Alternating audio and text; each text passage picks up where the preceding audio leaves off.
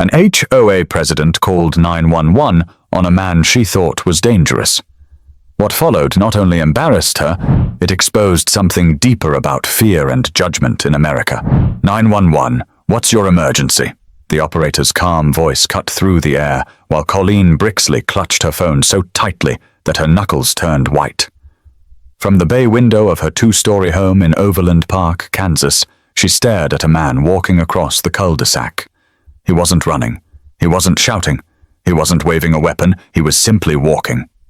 Yet her heart pounded like he'd just broken into her home. "There's a man out there," Colleen said, her voice sharp, laced with panic.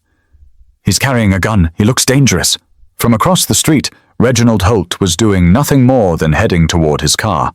A sleek black sedan parked neatly in front of his driveway. His sweatshirt was loose, his cap pulled low, and yes, the firearm at his side was visible, snug in its holster. To Colleen, that was enough. She didn't notice the measured way he walked, the relaxed expression on his face, or the calm rhythm of someone finishing a long day. She saw one thing: a gun. "Can you describe the man?" the dispatcher asked. Colleen pressed her forehead against the glass, narrowing her eyes. "Black male, medium build, around 6 feet tall. He's got a weapon strapped to his hip, plain as day. I don't recognize him. He doesn't belong here." Her words landed heavy, not just on the dispatcher's ears, but on the weight of history, the assumptions packed inside them. Across the street, Reginald had no idea that a call had already been made. He had just gotten home from the precinct. After hours of paperwork and a long briefing with his unit, he was looking forward to a quiet evening with his family. He'd promised his wife he'd grill chicken and sit outside with their daughters. The gun on his hip wasn't a threat. It was part of who he was, part of the badge he carried, a symbol of his work, his oath, his years of service. But Colleen couldn't see that from behind her curtain. "Officers are on the way," the dispatcher confirmed. Colleen exhaled with relief, convinced she'd stopped something before it could spiral out of control. She never asked herself one simple question: what if she was wrong? Minutes later, sirens pierced the suburban calm. 2 police cruisers rolled into the cul-de-sac, red and blue lights bouncing off brick walls and manicured lawns. Neighbors peeked out from porches and windows, some with phones in hand, curious and nervous. Reginald froze, not out of guilt, but out of shock. He knew those sirens. He knew the officers stepping out of the car, hands initially hovering near their belts. For a split second, even he felt exposed, standing in his own driveway with eyes on him like he didn't belong. One officer stepped forward, his voice firm. "Sir, can you—" But recognition hit before the command was finished. The officer's face softened, eyes widening with familiarity. "Holt?" Reginald raised his brows, a half-smile tugging at his lips despite the tension. He reached into his jacket, slowly, deliberately, and revealed his badge. "Evening, fellas." Both officers straightened. Then, in a gesture that caught every watching neighbor off guard, they raised their hands in a quick salute. Respect. Brotherhood. Confirmation that this so-called suspicious man was one of their own. Reginald felt a wave of embarrassment. Not for himself, but for the theater of it all. The flashing lights, the drawn curtains, the whispers. He could almost feel the sting of assumptions wrapping around him like chains. Colleen, standing at her window, pulled back her curtain just enough to see the salute. Her lips parted. Confusion etched across her face. She muttered to herself, "What?" The officers exchanged a few light words with Reginald, then turned their heads toward Colleen's house. One of them gave the faintest shake of his head before walking back to his cruiser. No arrests, no confrontation, no danger. But the silence that lingered across the street was louder than any siren. Neighbors who had gathered on porches whispered, "He lives here?" And, "Wait, he's a detective?" The tension didn't vanish. It shifted. It settled over the cul-de-sac like a shadow, raising questions no one wanted to ask aloud. Reginald tucked his badge back inside his jacket and sighed. He turned toward his house, but the weight of eyes watching him made the simple walk to his front door feel heavier than any stakeout he'd ever done. Inside her living room, Colleen lowered her phone. Relief wasn't what she felt. Embarrassment prickled at her skin, but she pushed it aside, convincing herself she had acted responsibly. She whispered, almost as if rehearsing, "Better safe than sorry." But safe for who? The night wasn't over, and neither was the story. The stage had been set for something larger than a single call, but what started as a few words over the phone was about to shake an entire neighborhood. The lights cut through the street like a knife.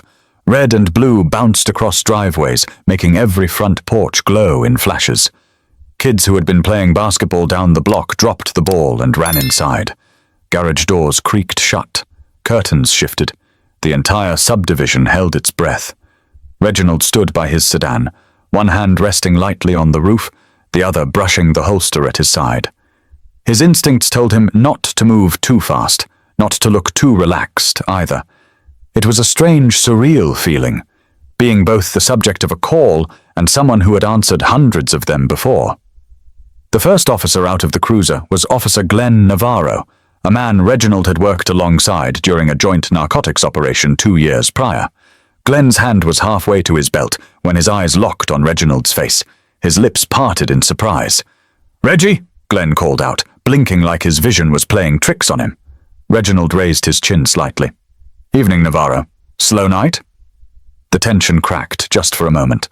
Glenn let out a short laugh, then motioned to his partner, Officer Luke Fenner, to ease up. Fenner still looked wary, eyes darting between Reginald's badge and his holster. Dispatch said armed male. Fenner muttered, more to Glenn than to Reginald. "And they weren't wrong," Reginald replied calmly, pulling his badge out and holding it up. "Plainclothes division. You know how it is." Glenn stepped closer and gave a quick, almost sheepish salute. "Hell, man, didn't expect to find you in the middle of a HOA panic call." The salute wasn't just for show. It was an acknowledgement, a sign of trust between officers. But to the neighbors, it was theater. People watched from behind blinds, their eyes flicking between the flashing lights, the badge, and Colleen's shadow lingering near her window. Colleen's stomach twisted. She hadn't expected this. Recognition, respect, even camaraderie. She pulled the curtain back further, trying to hear what was being said. Her mind scrambled for explanations. Maybe the officers were mistaken. Maybe this man had shown them a fake badge. Or maybe, just maybe, she had been wrong. Her husband, Douglas Brixley, stepped into the room, adjusting his reading glasses. "What in the world's going on?" he asked. Colleen shot him a look. "I called the police. That man had a gun. Look!" She jabbed her finger toward the window. "He's right there." Douglas peered out, squinting. "That's Holt. He moved in 6 months ago. Works law enforcement. I met him at the neighborhood barbecue, remember?" Colleen's face burned. She remembered the barbecue vaguely. Faces, handshakes, names she barely retained. But she hadn't made the connection. Now, with sirens dying down and neighbors gawking, she felt trapped by her own certainty. Outside, Reginald shook Glenn's hand and gave Fenner a steady look.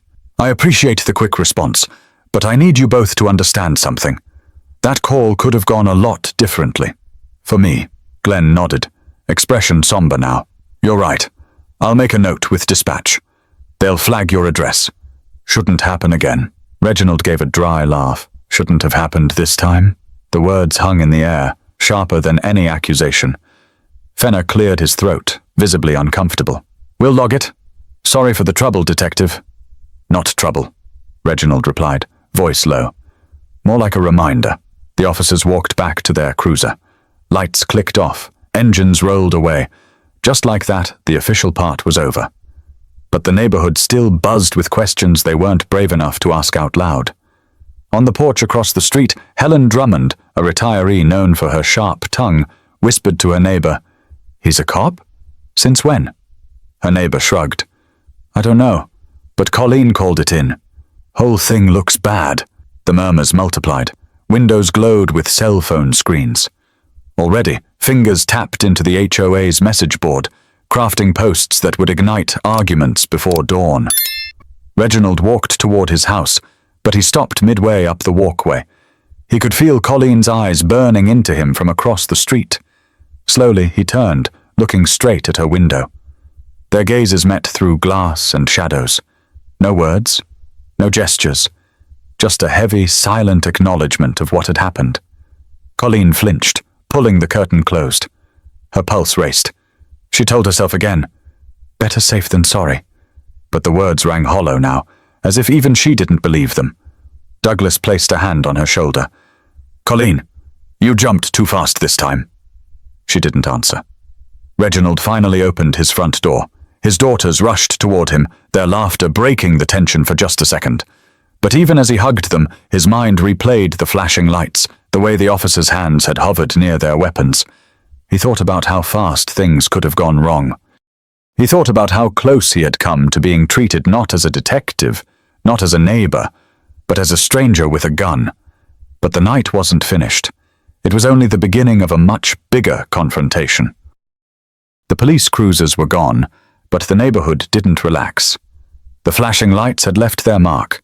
Reflections still seemed to dance in windows even after the engines had rolled away. For a moment, silence reigned. Then whispers began to break it apart. On one porch, Helen Drummond crossed her arms and leaned toward her neighbor, Paul Richter. I told you Colleen was going to stir up trouble sooner or later, she muttered. Paul frowned. To be fair, she thought she saw a threat. Helen shot him a look. And what she saw was her neighbor coming home from work. Gun or no gun, she called the cops without a second thought. You don't see what that looks like. Paul shifted uncomfortably. He didn't answer right away. Across the cul-de-sac, Reginald lingered on his driveway. He wanted to head inside and close the door on the entire spectacle, but he couldn't shake the feeling that if he did, he'd look like he was retreating. His wife, Danielle Holt, opened the front door halfway and called softly, Reg, come inside. The girls are asking why the police were here. Reginald looked back at her, exhaustion etched across his face. I will. Just give me a minute. She hesitated, then stepped outside to join him. Her hand brushed against his arm. You shouldn't have to stand here like you're proving something. I know, Reginald murmured. But right now, I feel like if I don't, people are going to write their own story. From the corner of his eye, he caught Colleen stepping out onto a porch. Douglas trailed behind her, trying to look supportive but clearly uncomfortable. Colleen cleared her throat. Excuse me, Detective Holt? Her voice carried awkwardly across the lawn, too loud for a private conversation, but too soft to sound confident. Reginald turned, his expression calm but unreadable. Yes, Mrs. Brixley. She winced slightly at the formal tone. I just want you to know that when I called, I wasn't trying to cause any trouble. I only thought— You thought I was a danger, Reginald interrupted, his voice steady. In my own neighborhood. Colleen's lips parted, but no words came out. She looked around, realizing how many neighbors were within earshot. Douglas stepped forward, trying to soften things.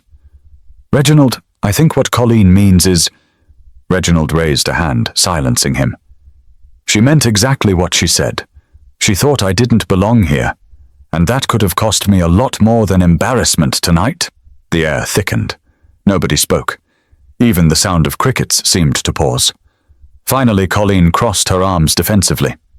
I acted out of caution. If something had happened and I hadn't called, everyone would have asked why I didn't do anything. I did what anyone would have done. Danielle's voice cut through, sharper than her husband's. No, you did what you would have done. Plenty of people saw my husband walk across that street. Not one of them reached for their phone. Only you. The sting of truth made Colleen's face flush. She glanced toward her husband, but Douglas only shook his head slightly, unwilling to defend her further. Reginald let the silence settle before speaking again. Mrs. Brixley, I've been carrying a badge for 13 years. I've walked into real danger more times than I can count. But tonight I was most at risk, standing in front of my own house because of a phone call. Colleen opened her mouth to reply, but nothing came. Instead, she turned and walked quickly back inside, Douglas following with a weary sigh. The neighbors remained. Some whispered, some stayed quiet, but everyone had heard, and everyone had seen. Danielle looked at her husband. Come inside. Please. He finally relented, slipping his arm around her shoulders as they walked toward the door. But before he stepped inside, he turned once more to the street, scanning the faces peering out from porches and windows. I live here, he said plainly, voice carrying just enough to be heard. Then he closed the door behind him. The words rippled through the small crowd. Nobody answered, but the message was clear. Inside the Holt home, Danielle tried to comfort him. You don't owe them an explanation. Reginald sank into the couch, elbows on his knees. Maybe not, but tonight wasn't about me. It was about what she thought when she saw me. And that's not going away just because the sirens did. He stared at the floor, replaying the scene in his mind. The way the officer's hands hovered, the salute, Colleen's wide-eyed stare. Every detail was burned into memory. But while Reginald tried to push it away, the neighborhood was only just beginning to dissect what had happened. The Holt household was usually filled with the small sounds of comfort. The chatter of two girls fighting over television channels. The soft scrape of Danielle prepping dinner in the kitchen. The faint hum of Reginald's laughter as he let the day roll off his shoulders. But that night was different. Dinner sat cooling on the stove.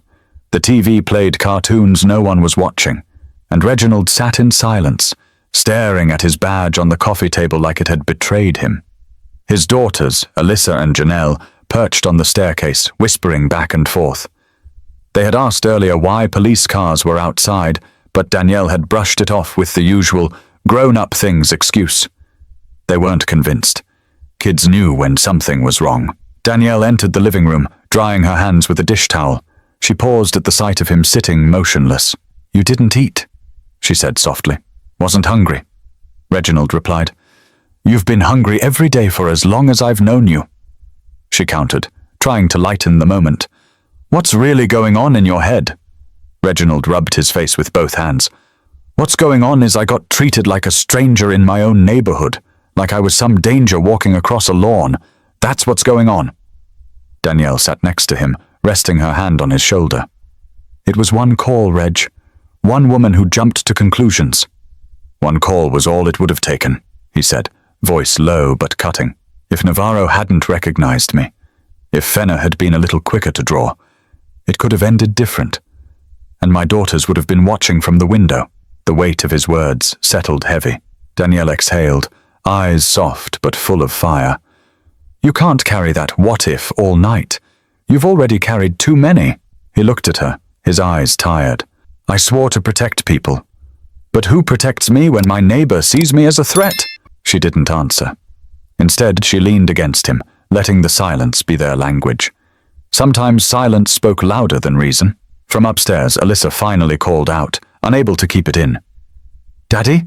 Did you do something wrong? The question hit like a stone. Reginald looked at Danielle, who nodded gently, giving him permission to answer. He walked to the bottom of the stairs and looked up at both girls. Their eyes were wide, innocent, but curious. No, baby, he said. I didn't do anything wrong. Someone just thought I did. That's all. Then why did the police come? Janelle asked. Because when people get scared, sometimes they don't stop to ask questions. They call for help, even when help isn't needed. And sometimes that puts people in danger who didn't do a thing. The girls frowned, trying to make sense of it. Alyssa tilted her head. But they knew you. They said hi, right? They did, Reginald said softly. But not everyone will. That's why I need you two to always be careful, no matter where you are. People will look at you and think they know your story before you open your mouth. The weight of the lesson sat heavy on their young shoulders. Danielle walked over and wrapped her arms around both girls, pulling them close. That's why we stand together, she said firmly. As a family. For the rest of the evening, the Holts stayed in the living room, close together. Reginald eventually ate a plate of chicken reheated by Danielle, though he barely tasted it. His mind wasn't on food. It was replaying Colleen's voice through the dispatcher's line, hearing the panic, hearing the certainty. He doesn't belong here. Those words echoed longer than the sirens. Across the street, in the Brixley home, the mood was no lighter. Colleen sat at the kitchen table, laptop open to the HOA's private message board. Already, threads had started. What happened tonight? Anyone know the man the cops saluted? Did Colleen really call them? Her chest tightened as she read the posts. Some were sympathetic. She was only trying to protect us. Others were less kind. This was reckless. Holt is a detective, not a threat. Douglas poured himself a glass of water and sat across from her. You're making it worse by reading that. I need to know what they're saying, Colleen insisted, scrolling quickly. What they're saying, Douglas replied flatly, is what I already told you. You jumped too fast, and now the whole neighborhood's talking about it. Colleen's jaw clenched. So I should have ignored a man with a gun? Pretend I didn't see it? You should have remembered who he was, Douglas said, or at least walked outside and asked. You didn't give him that chance. The truth in his words stung, but she wasn't ready to admit fault. Not yet. Instead, she muttered, "Better safe than sorry." Douglas shook his head, tired of the phrase. Sometimes being safe is the excuse people use when they don't want to admit they were wrong. Neither of them spoke after that. The only sound was the click of Colleen's laptop keys as she scrolled deeper into the online argument. Back at the Holt home, Reginald finally tucked his daughters into bed. He kissed their foreheads, whispering promises that tomorrow would be better. But as he turned off the lights and closed their door, he knew tomorrow was going to bring something else entirely. Confrontation. But while the Holt family tried to heal, the neighborhood was already choosing sides, and the fallout was only beginning. By morning, the neighborhood was buzzing, not with lawnmowers or school buses, but with digital noise. The HOA's private message board had exploded overnight, with more than 60 comments on a single thread titled, "Incident on Cedarwood Court." Scrolling through the posts felt like watching a tug-of-war. Some defended Colleen, others were furious. "Colleen did what any responsible resident would do," one neighbor wrote. "We can't ignore someone walking around armed." But another post cut sharper. "She called 911 on our neighbor, who's a detective. Everyone saw the salute. This wasn't about safety. It was about assumptions." On her way out to work, Helen Drummond spotted her neighbor, Paul Richter, dragging his trash bins to the curb. She couldn't resist striking up conversation. "Seen the board yet?" she asked, raising her brows. Paul sighed. "I read it. It's getting ugly." "Ugly?" Helen scoffed. "It's honest. People are finally saying what they've been whispering about for months." Paul shook his head. "I don't like where this is going. If folks can't talk without tearing each other apart online, what's it going to be like at the next HOA meeting?" Helen smirked. "Explosive. And I wouldn't miss it for the world." Meanwhile, inside the Holt home, Reginald sat at the kitchen counter, sipping coffee, scrolling on his phone. He wasn't one to dwell on gossip, but the sheer number of comments kept pulling him in. Danielle stood behind him, arms crossed. "You shouldn't read that junk," she said. "I know," Reginald replied. "But when half the neighborhood is talking about me, I don't get the luxury of ignoring it." Danielle leaned closer, reading over his shoulder. One post in particular caught her eye. It was from Brian Mullen, a father of 3 who had moved in the same time as the Holts. "Reg is a good man. I've had beers with him. Our kids play together. But let's be honest, Colleen didn't know. I'm not saying she was right, but it's not fair to crucify her either," Danielle muttered. "Of course Brian's defending her. He's terrified of losing his place on the HOA board." Reginald put the phone down, rubbing his temples. "This is exactly what I didn't want. People aren't talking about what really happened. They're talking about how they feel about Colleen. Meanwhile, I'm the one who had police pulling up on me like I was a threat." The weight of it pressed down harder with every passing hour. Across the street, Colleen sat at her own kitchen table, staring at her laptop. The longer she read, the more defensive she became.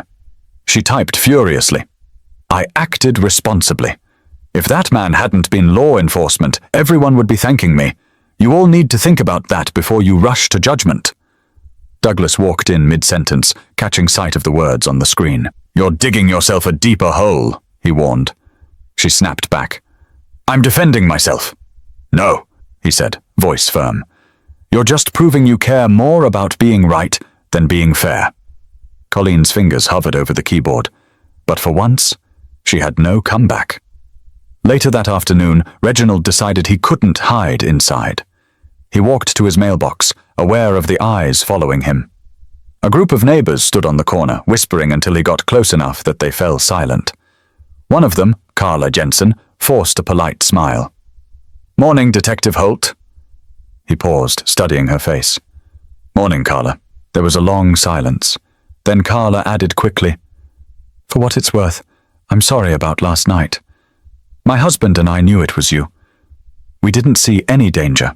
Thank you, Reginald replied evenly. That means more than you think. But even as she nodded, Carla glanced nervously at the others, unsure if apologizing put her on the wrong side of the argument. When Reginald returned inside, Danielle was waiting. What did she say? That she knew I wasn't a danger, he answered. He dropped the mail on the counter. But she still watched. She didn't stop it. Nobody did. Danielle sighed. So what are you going to do? Keep walking around with that weight or speak up? I don't know, he admitted. I don't want to be the guy who turns every barbecue and block party into a debate. But if I say nothing, it looks like I'm okay with what happened. And I'm not. The question lingered, pressing heavier by the hour. By evening, the online debate had spilled into face-to-face confrontations. Neighbors argued on sidewalks. Someone even slipped a note under the Holt's door. We support you. Don't let one person ruin the block. But Reginald couldn't shake the memory of the other voices online. The ones defending Colleen. The ones saying she had every right. But words online were about to turn into something bigger, because the HOA was calling an emergency meeting. The emergency meeting wasn't scheduled until the weekend, but fate didn't wait. The very next morning, as Reginald walked his daughters to the school bus stop, he spotted Colleen standing by her mailbox. She looked uneasy, like she'd been rehearsing lines in her head all night. The bus pulled away, kids' laughter fading, leaving only the two of them in the cul-de-sac. Neighbors noticed, the kind of moment people couldn't resist watching from windows. Colleen straightened her sweater and cleared her throat. Detective Holt? She said, voice shaky. Mrs. Brixley. Reginald replied evenly, folding his arms across his chest. There was a long pause, the air thick with tension. Colleen fiddled with the edge of her mailbox. I wanted to address what happened. Look, when I saw you with a firearm, I reacted. I thought, well, I didn't know who you were. Reginald tilted his head. Didn't know who I was? We met at the barbecue in June. You asked me about neighborhood safety. I told you where I worked. Color rushed to Colleen's cheeks. I meet a lot of people. I didn't remember. All I saw was a man with a gun. Reginald's tone sharpened. No, all you saw was me. And you decided I didn't belong here. That's the truth, isn't it? Her lips tightened. That's not fair. I would have called no matter who it was. Danielle, who had stepped onto the porch with folded arms, couldn't hold back. That's a lie, and you know it. There are plenty of people in this neighborhood who carry. Nobody's ever had cops called on them. Colleen turned, bristling. I don't see them carrying around in plain sight. Because you don't look for it, Danielle shot back. You looked for him? Reginald raised a hand, stopping the volley before it spiraled. He stepped closer to Colleen, lowering his voice but keeping it firm. Do you know what it feels like to be the one standing in front of flashing lights in your own driveway? To have your kids ask if you did something wrong just because your neighbor panicked? Colleen's mouth opened, but no words came. Reginald pressed on. I've spent my career protecting this city, risked my life more times than I can count. And yet, in the one place I should feel safe, in my own neighborhood, I get treated like a stranger. That's not caution, Mrs. Brixley. That's fear talking. And it says more about you than it does about me. The words landed heavy. For a brief moment, Colleen's eyes softened. She looked as though she wanted to apologize, but pride pushed back, stiffening her shoulders. I won't apologize for being careful, she said flatly. My job as HOA president is to protect this neighborhood. Protect it from what? Danielle demanded. From families like ours? Silence stretched. Colleen's face tightened, her jaw working as though holding back the words she really wanted to say. Finally, she muttered, I don't want to argue, and turned on her heel, heading back to her porch. Reginald called after her, his voice steady but firm. You don't want to argue because deep down, you know you were wrong. You made a call that could have gone very, very differently. Think about that the next time you pick up the phone. Colleen froze for a second, her back rigid, then disappeared inside her home. Danielle let out a long breath, shaking her head. She'll never admit it. She doesn't have to, Reginald said. Everyone else saw. Sure enough, a curtain twitched at Helen Drummond's house, and Paul Richter pretended to sweep his driveway despite watching every second. The story wasn't staying between them. It had already become neighborhood theater. That night, Reginald sat at the dinner table, replaying the confrontation. His daughters chattered about their day, but his mind was elsewhere. Danielle reached across, touching his hand. "You said what needed to be said. Whether she hears it or not isn't on you," he nodded slowly. "But this isn't just between her and me anymore. The whole neighborhood's involved now. And Saturday's meeting? It's going to get ugly." Danielle squeezed his hand. "Then you walk in with the truth. That's stronger than any story she tries to spin." Reginald leaned back, exhaling deeply. He wasn't looking forward to it. But he knew she was right. But the truth didn't guarantee peace. And when Saturday came, the neighborhood would be forced to confront itself. Saturday evening came faster than anyone expected. The community center off 135th Street usually hosted baby showers, birthday parties, or quiet HOA updates about lawn care and parking rules. But that night, the folding chairs were packed with neighbors carrying their opinions like shields. Reginald walked in with Danielle by his side. He kept his head high, but his stomach tightened when he saw how many eyes turned toward him. Some warm, some curious, some cold. The same faces he waved at while jogging or grilling on weekends now seemed divided into camps. At the front of the room sat Colleen, gavel in hand, a binder stacked with notes beside her. Douglas sat 2 seats down, arms crossed, looking like he'd rather be anywhere else. "Let's call this meeting to order," Colleen began, tapping the gavel once. Her voice carried more nerves than authority. "We're here to discuss the incident from earlier this week, and to address concerns about safety, perception, and community trust." A low murmur rolled through the room. Helen Drummond raised her hand immediately. "Let's not dance around it. Colleen called 911 on Detective Holt, and half this neighborhood saw officers saluting him in his driveway. We all know what happened." Colleen stiffened. "Yes, and I've explained already. I acted based on what I saw. A man with a gun." Reginald stood, his voice calm but commanding. "A man you've met. A man who's lived here for months. A man who wears a badge in this city. You didn't see danger, Mrs. Brixley. You saw me, and you assumed I was trouble." The words drew a sharp gasp from a few seats. Colleen flushed red. Brian Mullen, always the middle ground peacemaker, raised his voice. "Can we please remember this isn't just about finger-pointing? Colleen thought she was protecting us. Maybe she overreacted, sure, but she wasn't trying to hurt anyone." Danielle shot up from her seat, fire in her eyes. "Overreacting could have gotten my husband killed. Do you understand that? If the wrong officer had shown up, if they didn't know him, if his badge came out a second too late, you think this would just be a debate about HOA rules?" Silence gripped the room. Paul Richter cleared his throat. "Look, I don't want to take sides, but what happened exposed something bigger than one phone call. It showed how quickly fear takes over, and it showed who we choose to be afraid of." Some nodded. Others looked away. Colleen banged the gavel again. "I refuse to be painted as some villain. I'm HOA president. My responsibility is safety first." Reginald's voice cut through her defense. "Safety for who? Because it wasn't for me. It wasn't for my daughters. You didn't pause to think about the man you were calling about, or the consequences of your words. You thought about your comfort. That's not leadership. That's bias dressed up as responsibility." The room buzzed louder now, neighbors whispering, shifting in their chairs. Helen leaned forward, not bothering to raise her hand. "Colleen, we all want safety, but you put one of our own at risk. Admit it. You jumped to conclusions."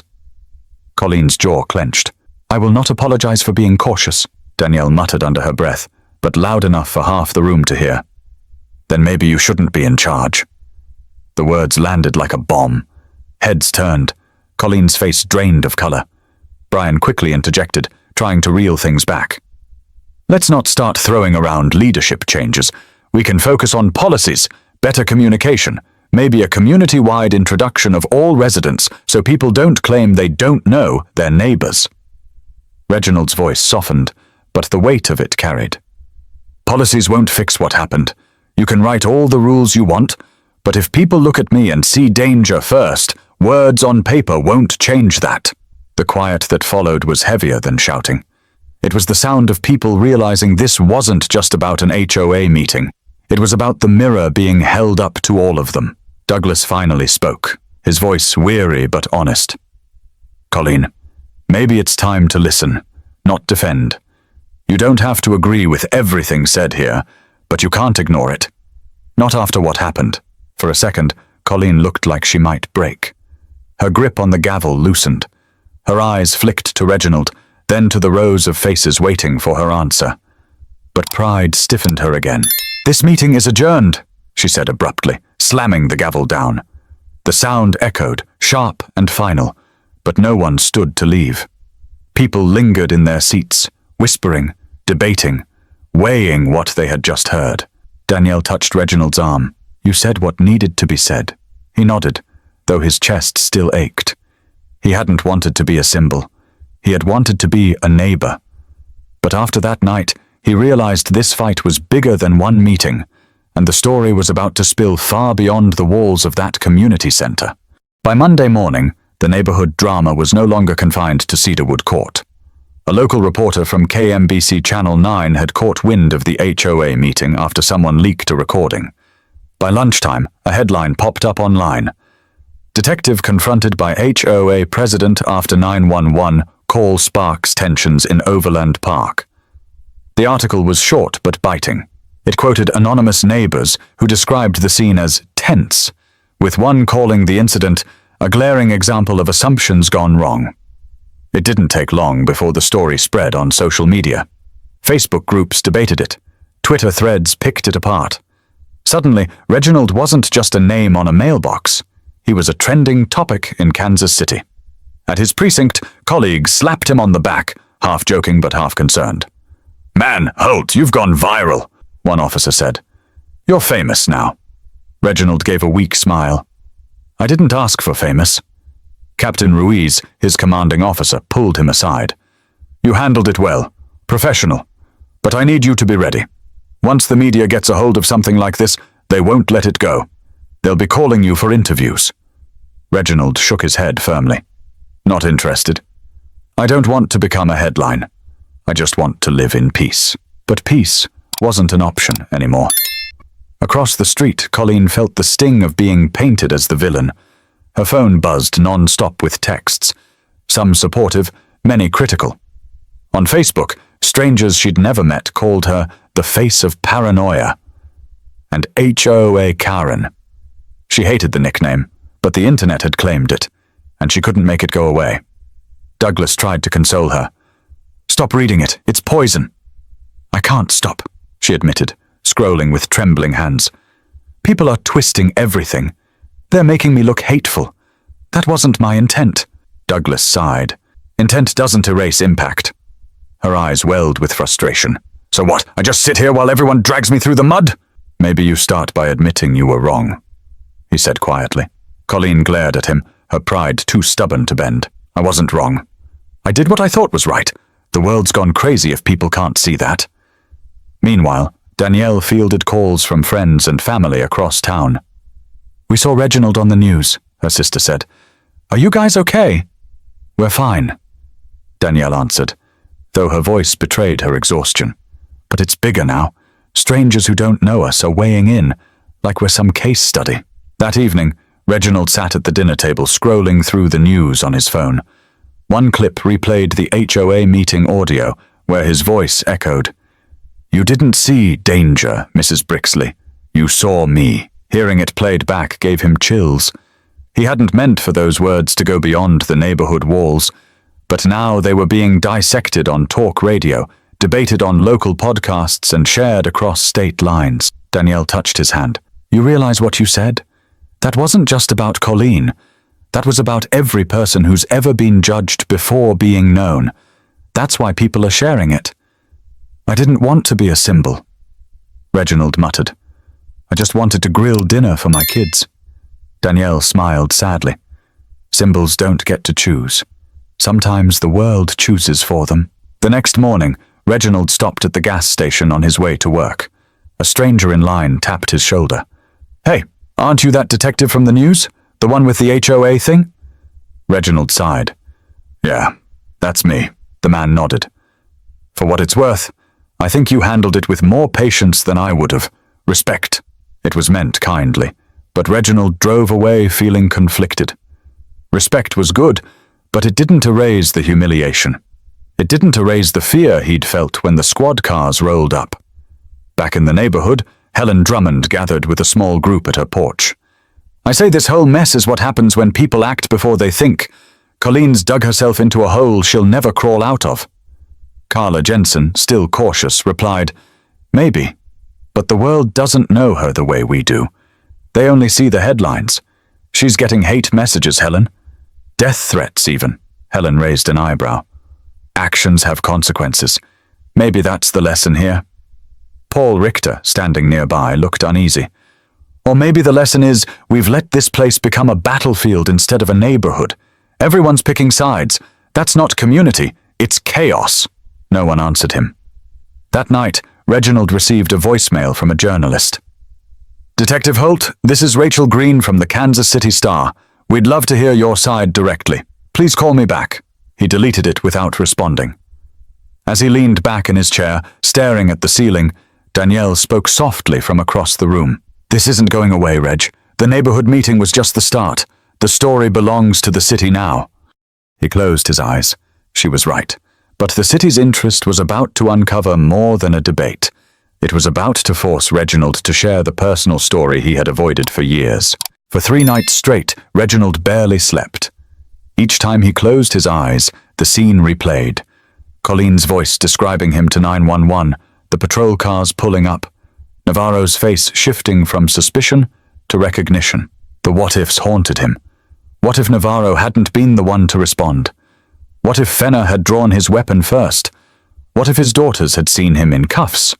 Or worse, by Wednesday morning, Reginald knew he couldn't keep carrying the weight alone.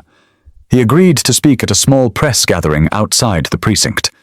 He didn't tell Danielle at first. He knew she'd worry. But when she found out, she surprised him. You should do it, she said firmly, tightening his tie before he left. Not for them. For you. Tell your story before someone else twists it. When he arrived at the precinct steps, a cluster of cameras and microphones waited. The crowd wasn't huge, but it was enough to make his stomach knot. Reporters leaned forward, ready to dissect every syllable. Reginald cleared his throat. I want to set the record straight. Yes, I was the man involved in the HOA call last week. Yes, I was carrying a firearm. I'm a detective. Carrying is part of my duty, on and off the clock. But what matters here isn't whether I had a gun. What matters is what people saw when they looked at me. He paused, letting the silence hold. Cameras clicked. They didn't see a neighbor. They didn't see a father walking back to his car. They didn't see a detective who's put in 13 years serving this city. They saw danger, and in less than a minute, that assumption brought squad cars to my front yard. His voice cracked slightly. He let it, because the rawness was real. My daughters asked me that night if I did something wrong. Imagine explaining to an 8-year-old and a 10-year-old that their father was treated like a suspect in his own neighborhood.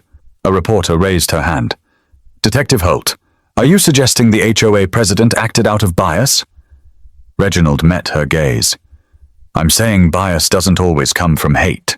Sometimes it comes from fear. But fear, unchecked, can destroy lives. That's what we need to reckon with. The clip aired on every local station that night. It wasn't fiery, it wasn't angry.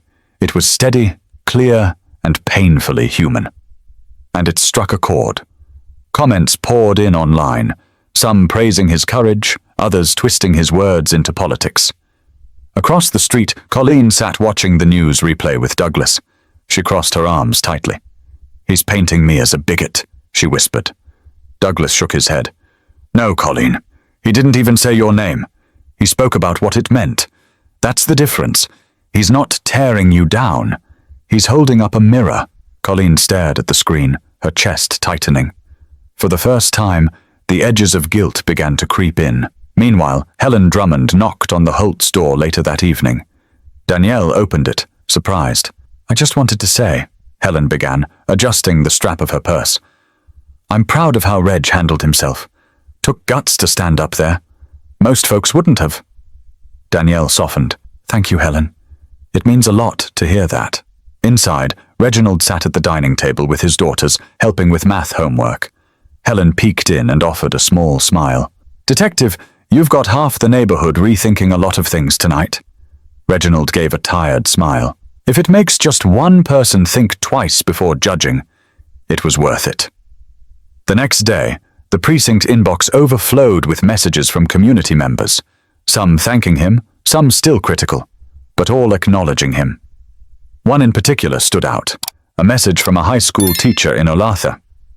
She wrote, "I showed your speech to my students. We had one of the best conversations we've ever had about assumptions, fear, and how quickly things can escalate. Thank you for giving them that lesson." Reginald read it twice. It was the first time since the call that he felt something other than anger or humiliation. He felt purpose. That night, as he sat outside on the porch with Danielle, he admitted softly, "Maybe this happened for a reason. Maybe it's not just about me anymore." She squeezed his hand. "Then let it be more. Let it mean something," he exhaled slowly, staring at the street where it all began. "Yeah. Maybe it's time I stop wishing it didn't happen and start asking what I can do with it." But while Reginald began finding clarity, the neighborhood wasn't finished wrestling with the fallout, and the final lesson was still waiting to be written. The neighborhood hadn't been this tense in years. People who once waved at each other across lawns now kept their greetings short. Block parties were cancelled. Kids still played basketball in the cul-de-sac, but the parents stayed on porches instead of mingling. Everyone was waiting for the next chapter, as if the story wasn't finished yet. Reginald felt it too. He was back to working cases during the day, but each evening he came home to quiet streets and a gnawing thought. What would change here, if anything? Or would people eventually let the noise fade until it was forgotten? The answer came unexpectedly one Friday evening. He was grilling chicken in the backyard when Danielle poked her head out. "There's someone at the door for you," she said carefully. "Colleen." Reginald set the tongs down, wiped his hands and stepped inside. There she was, standing in the entryway, her expression tight but not defensive. Douglas stood a few steps behind, as if making sure she didn't turn back. "Detective Holt," she said, voice quieter than usual. "Mrs. Brixley," he answered, arms crossed. She faltered, glancing at Danielle, then back at him. "I wanted to apologize. Truly, I know it's late. I know I should have done this sooner. But I let pride get in the way. I was wrong." Reginald studied her face. The pride was still there, but something else too. Shame, maybe even fear of how far this had gone. He didn't let her off easy. "You understand what that call meant?" he asked, his tone firm but not harsh. "What it could have cost me." "My daughters?" Colleen swallowed. "I do now. At the time I convinced myself I was protecting the neighborhood, but the truth is I didn't see you. I saw a story in my head, and I reacted. And I'm sorry." Douglas stepped in quietly. "We've both lost sleep over this. I told her the same thing. Intent doesn't erase impact." Danielle leaned against the wall, arms folded, waiting for Reginald's response. He let the silence hang, forcing Colleen to feel the weight of her words. "Finally," he said, "I don't need you to apologize for me. I need you to think twice the next time you're about to judge someone. That's all I want."